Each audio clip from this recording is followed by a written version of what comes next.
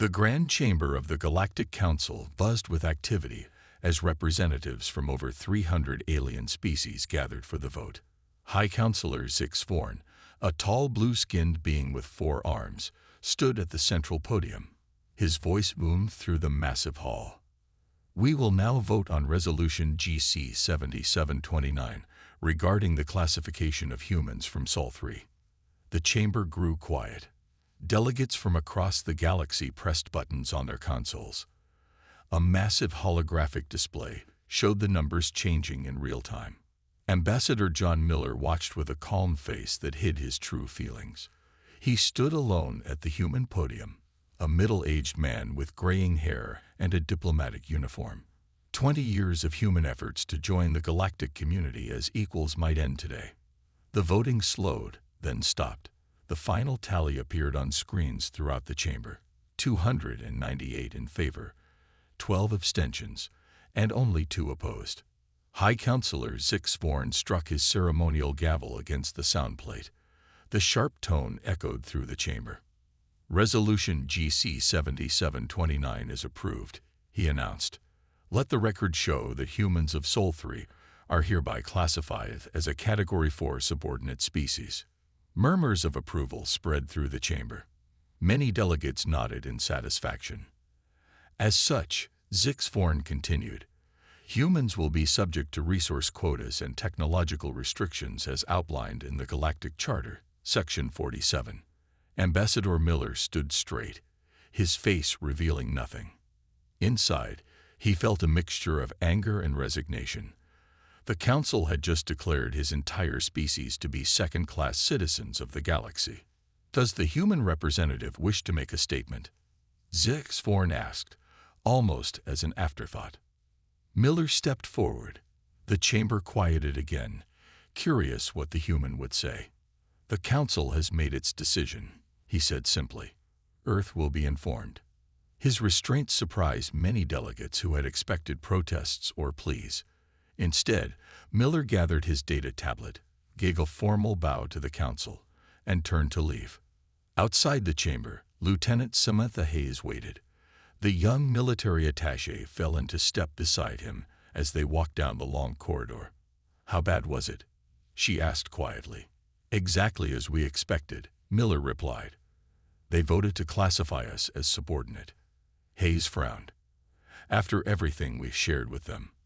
Our medical advances alone have helped dozens of species. They see what they want to see, Miller said. They've convinced themselves we're primitive and potentially dangerous. They reached a quiet alcove where they could speak more freely. Miller checked his secure communicator. The President is waiting for our report. The Security Council will meet as soon as we transmit the results. Hayes looked around to ensure no one was listening. What happens now, sir? Do we really accept their restrictions?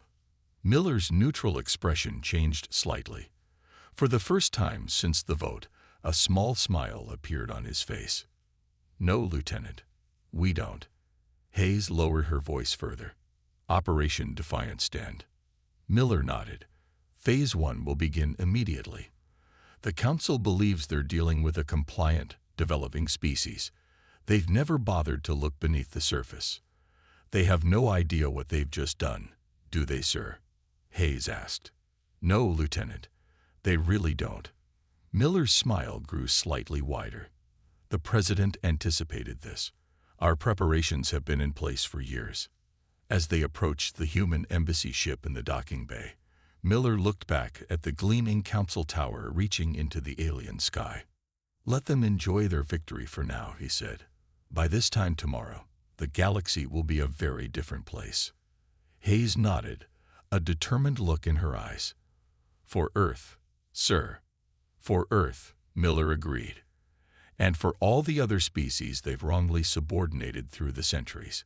It's time for change. The United Nations Security Council gathered in their underground chamber beneath New York City. Unlike their public meeting room, this facility was shielded against all known forms of surveillance. 20 people sat around a circular table, their faces lit by soft blue light from the displays. President Olivia Warren entered, and everyone stood. She was a tall woman with short gray hair and eyes that showed both intelligence and determination. "Be seated," she said. "I just received Ambassador Miller's report. The Galactic Council has classified us as subordinate, exactly as our intelligence predicted." The room remained silent, but several officials exchanged knowing glances. "Admiral Cooper, what is the status of our response?" the President asked. Admiral Frank Cooper, a broad-shouldered man with a shaved head, tapped his screen. A three-dimensional display appeared above the table showing Earth and the surrounding space. "Operation Defiant Stand is ready for immediate implementation," he reported. "All hidden fleet units are at ready status and awaiting the command to decloak." General William Harris, who led the United Earth Defense Force, leaned forward. His weathered face showed the scars of battles fought long before humanity knew about alien life. "The Arcturus contingency is also prepared, Madam President. Our deep space installations have maintained blackout protocols since we first suspected this outcome. The Council has no idea they exist." Secretary of Defense Alan Mitchell removed his glasses and rubbed his eyes. "We've spent 20 years playing nice. 20 years pretending to be less advanced than we are. And this is their response. They think we're barely past chemical rockets and basic AI," said Dr. Eleanor Foster, head of Earth's Science Directorate. "Our performance has been perfect. They don't suspect we mastered antimatter containment over a century ago." President Warren nodded slowly. "What about our people in Council space?" "All operatives are in position," replied Director Kate Nelson from Intelligence. "Our tourists, merchants, and diplomatic staff are ready to reveal their true capabilities on your command." The President walked to the window overlooking the underground garden. This facility had been built during humanity's darkest days, when extinction seemed almost certain. Few aliens knew of the wars that had nearly destroyed human civilization, or how those conflicts had forced incredible technological advancement. "The Council believes they've put us in our place," she said. "They expect us to accept their quotas and restrictions because we have no choice. They think they're dealing with a young, naive species." She turned back to face the room. "We gave them every chance to accept us as equals. We shared medical advances, environmental restoration techniques, and cultural treasures. We held back anything that might frighten them, and their response was to officially declare us inferior." General Harris cleared his throat. "If I may, Madam President, this isn't just about human pride.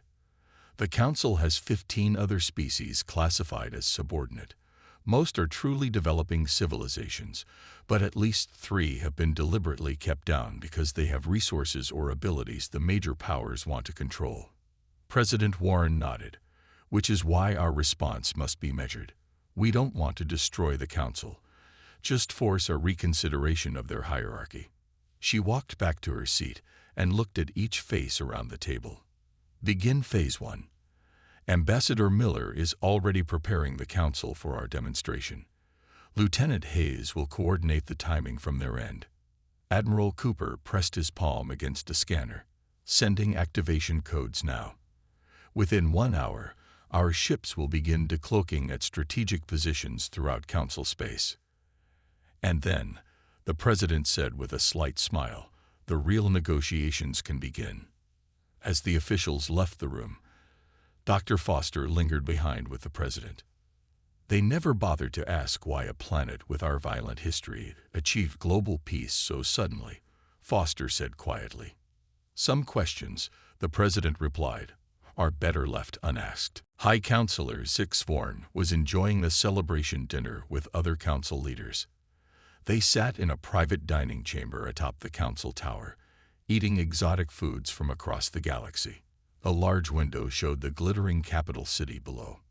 "To a safer galaxy," said Councillor Duvrak, raising a crystal glass. The Taurian was massive, with gray skin and small horns. "Humans have great potential, but they need guidance. This classification will ensure they develop properly." The other councillors nodded in agreement. Many had argued that humans were too aggressive, too unpredictable to be trusted with advanced technology. Their ambassador took the news better than expected, said Counselor Miran, a small green being with large eyes. I thought he would protest more strongly. Zixforn was about to respond when his communication implant chimed loudly in his head. The special tone indicated the highest emergency priority. The other counselors received similar alerts. Their celebratory mood vanished instantly. What is happening? Demanded Divrak. A holographic screen appeared in the center of the table. It showed the automated message from the Galactic Defense Network. ALERT. Unexpected energy signatures detected near all major council worlds. Unknown vessels decloaking at strategic positions throughout council space.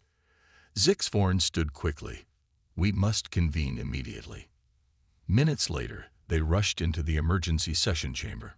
More counselors joined them, many looking confused or frightened. The main display showed the situation developing across council space.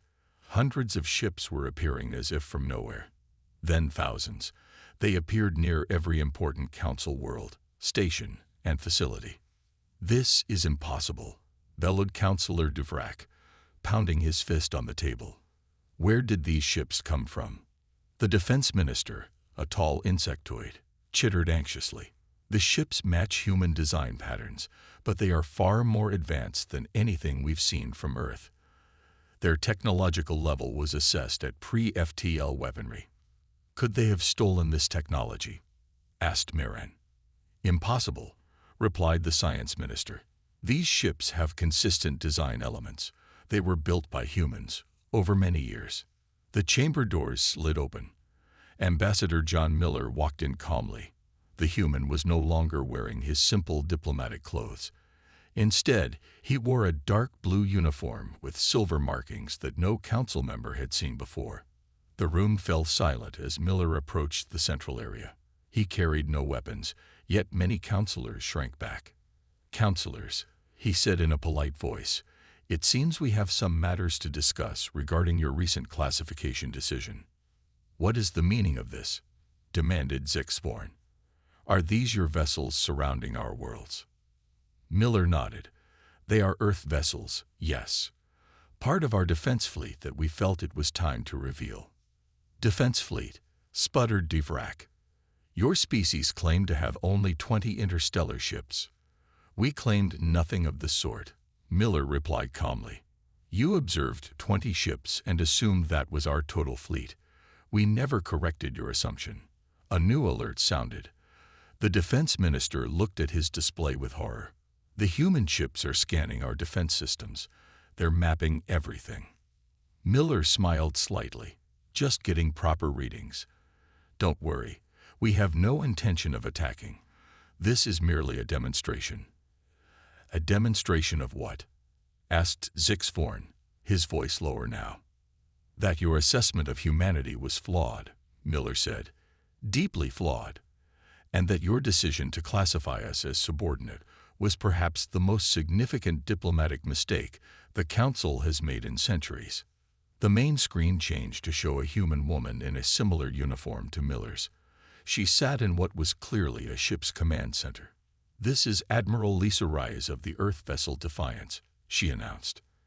To demonstrate our position on Resolution GC 7729, we will now disable the Council's defense network. Please note this is merely a demonstration.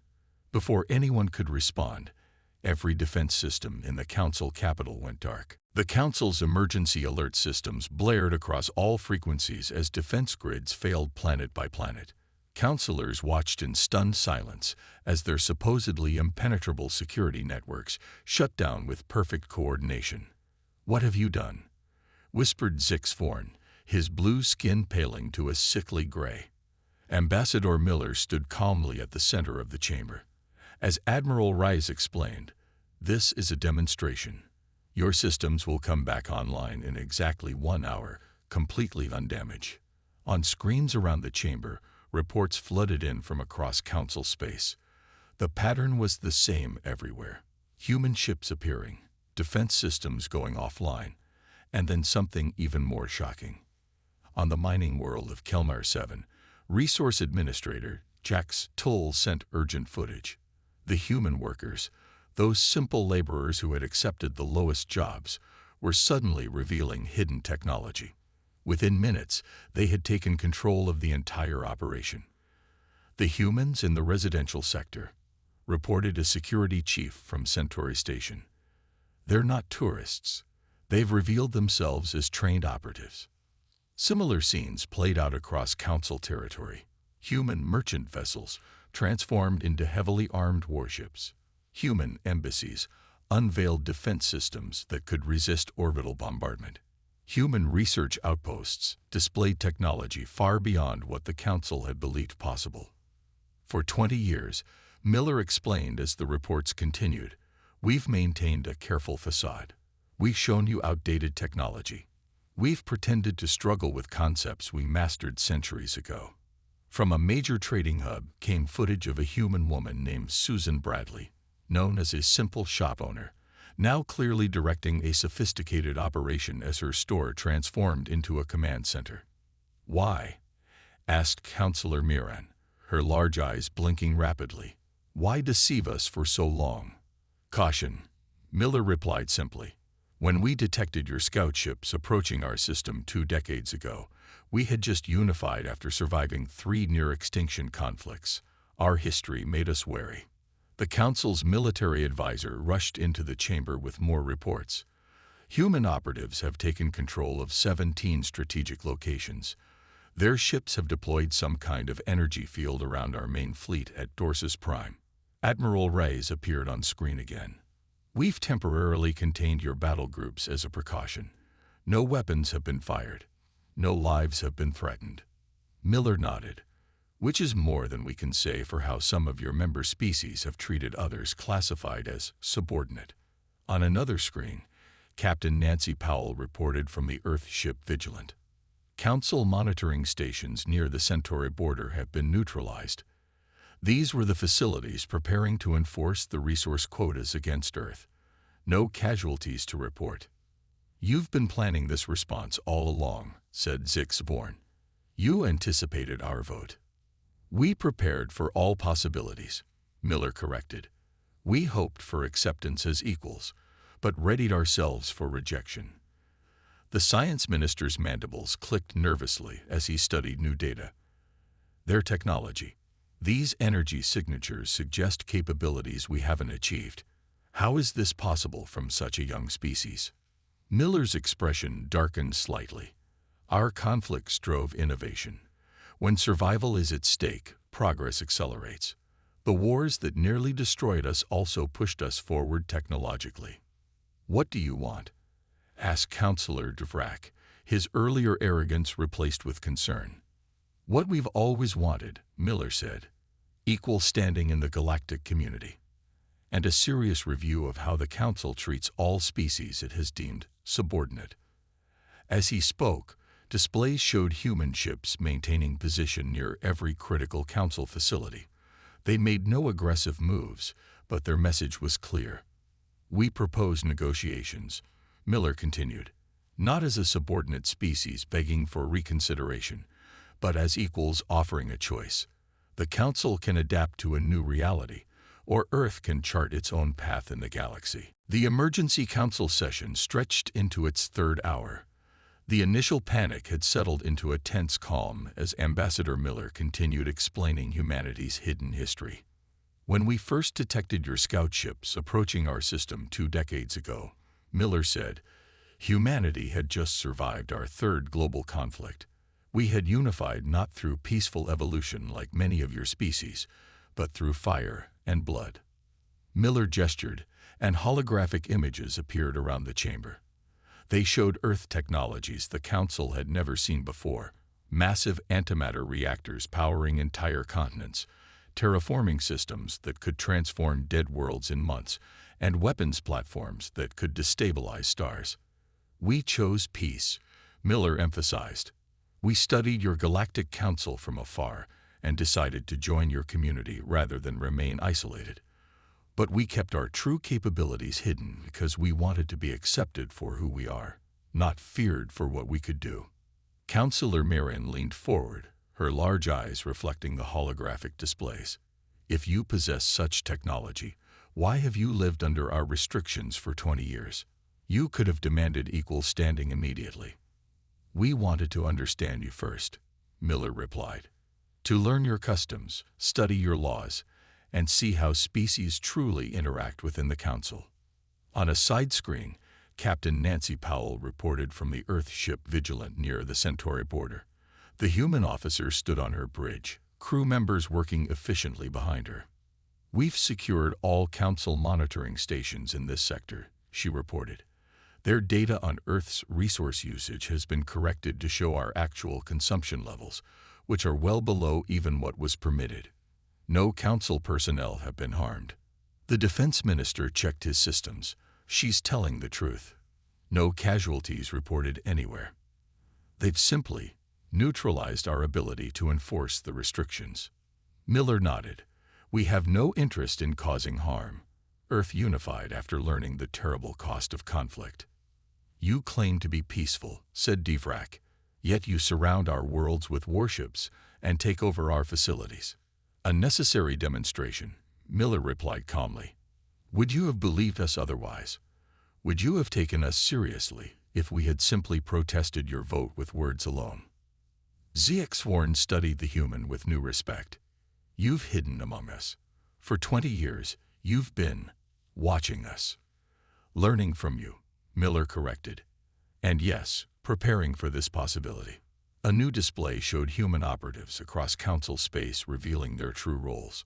On Proxima Colony, Dr. Paul Jackson, known as a simple medical worker, was now coordinating with Earth ships, his clinic transforming into an advanced facility with technology beyond Council standards. Miller turned to a display showing several alien worlds. "These are the 15 other species currently classified as subordinate by the Council. 3 of them, the Vril, the Tashari, and the Nexar, have technological potential similar to humans, yet they've been deliberately kept down." Several councilors shifted uncomfortably. "The Tashari developed prototype faster than light technology 70 years ago," Miller continued. "Yet the Council classified them as primitive and restricted their research. Why? Because their world contains the largest deposits of quantum crystals in the quadrant." "How could you possibly know this?" demanded the science minister. "Because we investigated," Miller said simply.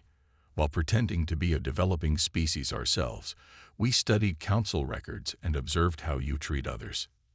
He paused, letting his words sink in. "Humanity does not seek to dismantle the Council or disrupt the peace you've built. But we will not accept subordinate status, nor will we ignore the injustice done to other species with similar potential." The chamber remained silent as the enormity of the situation became clear. Earth had not just revealed its military might. It had exposed uncomfortable truths about how the Council operated. "What exactly are you proposing?" ZX-Warren finally asked. "A new beginning," Miller answered. "For all of us." As the emergency council session entered its 5th hour, tension hung in the air. The once proud council representatives now sat quietly, their earlier confidence gone.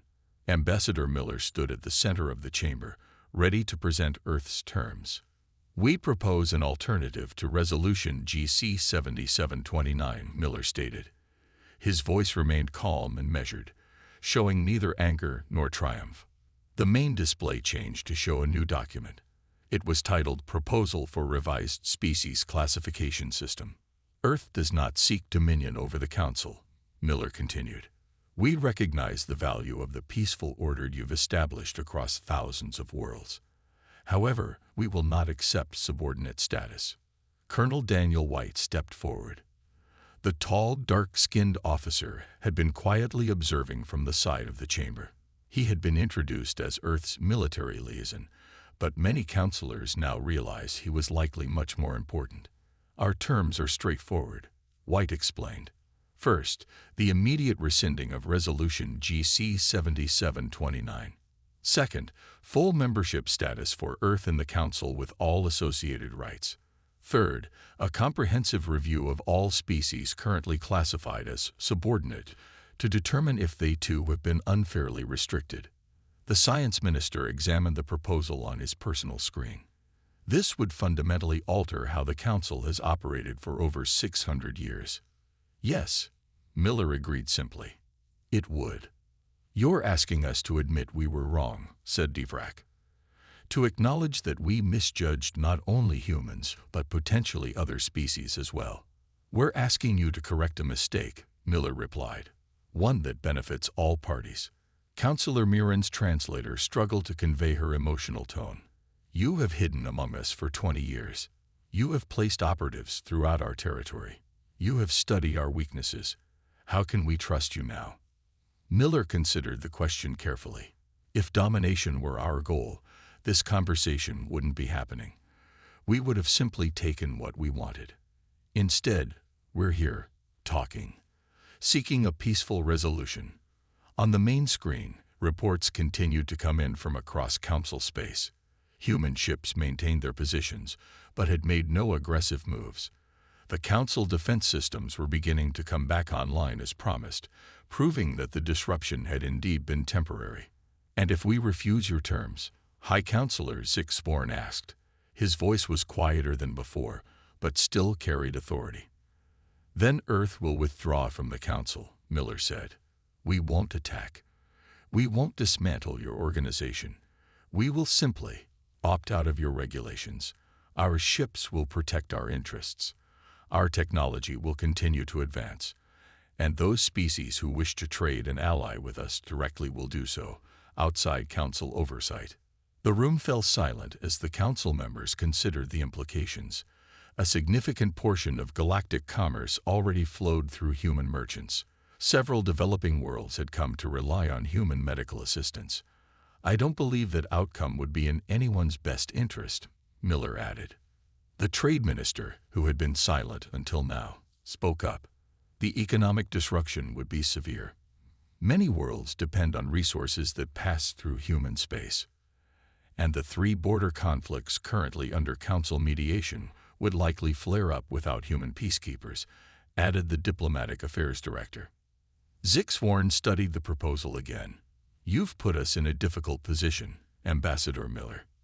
No more difficult than the position you put Earth in with your vote earlier today, Miller replied evenly. Counselor Mirren signaled for attention. I propose we adjourn to consider this matter privately. Ambassador Miller has given us much to discuss. Zixvorn nodded slowly. We will recess for 3 hours. Ambassador, please remain available. I suspect we will have questions. As the council members filed out, Miller turned to Colonel White. Phase 1 accomplished. Their defense systems now recognize our technology as friendly rather than hostile. White nodded. And Phase 2? Depends entirely on them, Miller replied, looking at the empty council seats. But I think they're beginning to understand what's at stake. One standard galactic month later, the council chambers looked remarkably different. Representatives from 12 formerly subordinate species now occupied seats alongside the traditional powers. The Vril, the Tashari, and the Nexer, species whose development had been deliberately hindered, sat in places of honor, their unique technologies on display. Ambassador John Miller watched from the human section as the newly elected High Counselor, a Rigelian named Trevkor, called the session to order. Trevkor had been one of only 2 votes against the original subordination resolution. The collaborative defense initiative proposed by Earth has been approved, Trevkor announced. His crystalline voice projection system carried perfectly to every corner of the chamber. The main display showed a network of shared defense systems connecting council worlds. Unlike the old model, this network treated all member species as equal partners. With 87% approval, this marks the highest consensus on a major initiative in council history. Trevkor continued. Professor Julia Hernandez approached the central podium. The Earth scientist had become a familiar figure in the council over the past month. Her gray-streaked hair was pulled back in a simple style, and her eyes showed the intelligence that had made her Earth's leading xenobiologist.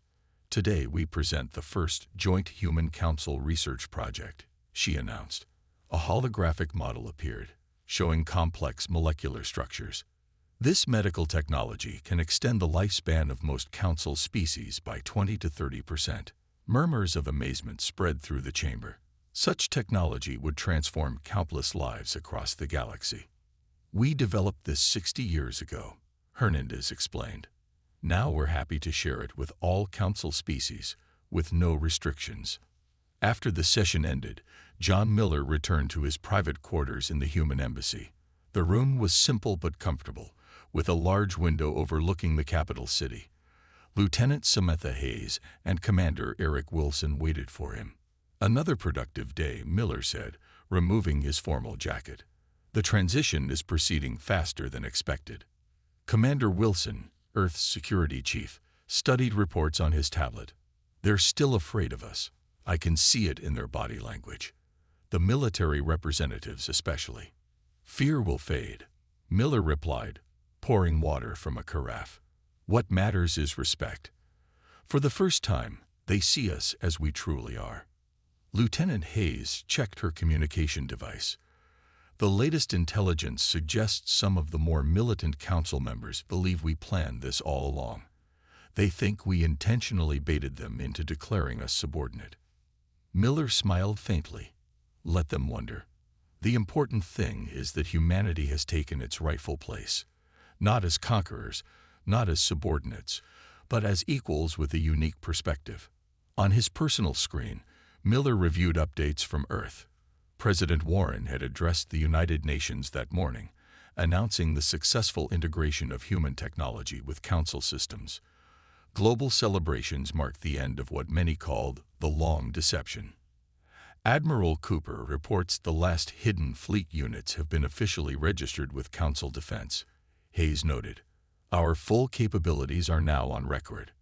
Almost full, Miller corrected. Some technologies remain classified. Old habits die hard. Commander Wilson looked out at the alien sunset. 20 years of pretending to be less than we are. Was it worth it? Miller joined him at the window. Look at what we've accomplished.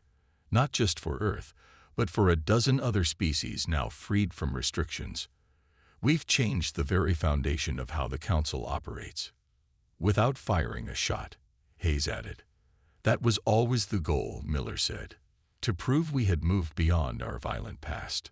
As darkness fell over the Council world, lights began to shine across the city.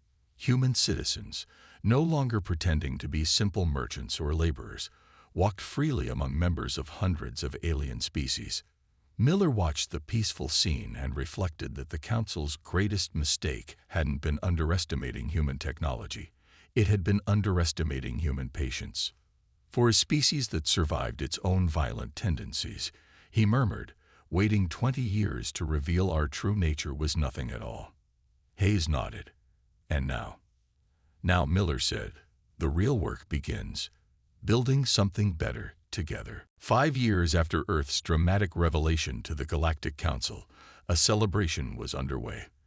The Grand Plaza outside the new Council headquarters bustled with beings from hundreds of worlds. Today marked the official opening of the Galactic Cooperation Center, a massive structure designed by architects from 20 different species, including humans. Ambassador John Miller, now serving as Earth's senior representative, stood on the observation deck with several colleagues. His hair had grown completely gray, but his eyes remained sharp and alert. Quite a change from when we first arrived, said Professor Julia Hernandez, who had become the head of the Joint Species Research Initiative. Below them, members of formerly subordinate species mingled freely with those who had once claimed superiority. The rigid hierarchy that had defined galactic politics for centuries had given way to something new. The Foundation Treaty has been adopted by 97% of Council worlds, reported Commander Eric Wilson, checking his datapad. Only 6 holdout systems still refuse to recognize the new classification system. Miller nodded. They'll come around eventually. Change takes time. A small group of Tasheri children ran past, their scale-covered bodies shimmering in the sunlight.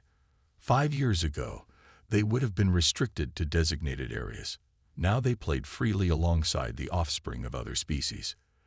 The Tashari Deep Space Program launched their first independent exploration vessel yesterday, Hernandez said. Their quantum crystal drive technology is remarkable. We could learn from them. That's the point, Miller replied with a smile. We all have something to teach each other. A chime sounded, indicating the ceremony was about to begin. Miller and his team made their way to the diplomatic section, where representatives from Earth waited. High Counselor Trev Kaur approached the central platform. The Regelian's crystalline body structure caught the light as he moved. Today we celebrate not just a new building, his amplified voice echoed across the plaza, but a new understanding. 5 years ago, our assumptions about one species forced us to question our assumptions about all species. Screens around the plaza showed images from what historians now called the Revelation Day, when human ships had appeared throughout Council space, exposing decades of careful preparation. We faced a choice, Trev Kaur continued. Cling to old prejudices or embrace a more equal future. Thanks to wisdom on all sides, we chose the latter. Lieutenant Samantha Hayes, now Captain Hayes, leaned close to Miller. He makes it sound like they had a real choice, she whispered. Miller smiled slightly. Everyone needs to save face. Besides, many council members genuinely supported change once they saw the evidence. The ceremony continued with representatives from various species presenting symbols of their cultures to be included in the new building's central chamber. When Earth's turn came, President Warren herself stepped forward. She had traveled from Earth for this historic occasion. We bring water from Earth's oceans, she announced, holding up a crystal container, a symbol of the life that connects all our worlds, regardless of our differences. Later, as the formal reception began, Miller found himself speaking with Zix Forn, the former High Counselor who had presided over Earth's subordination vote. I never properly thanked you, Miller said, surprising the alien. Thanked me. Zix Forn's translator conveyed his confusion. For attempting to classify your species as inferior. For giving us the opportunity to change things, Miller replied. Without that vote, we might have continued our deception for decades more. Sometimes a crisis forces progress that comfort prevents. Zix Forn considered this. An interesting perspective. Still, I wonder what might have happened had we voted differently. History doesn't deal in might-have-beens, Miller said, only in what is and what could be. As evening fell, the celebration continued. Diplomatic teams from 100 worlds discussed new initiatives. Research scientists shared discoveries that would have been classified under the old system.